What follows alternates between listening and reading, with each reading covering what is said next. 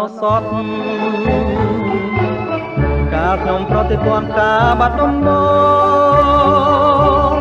ដល់ចិនគំរួញគួញគិនគេងផ្សង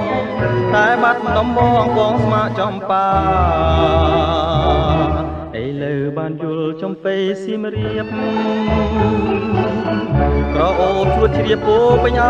រាទ្រូងបងបានស្បាយពីរឿងស្នេហានៅការចំបាឲ្យរៀមក្រៀមក្រមរយព្រួយរយនឹករយសានទន្ទឹងពុំឃើញនំនឹងដែលជ្រះផ្ដាផ្ដាកន្លង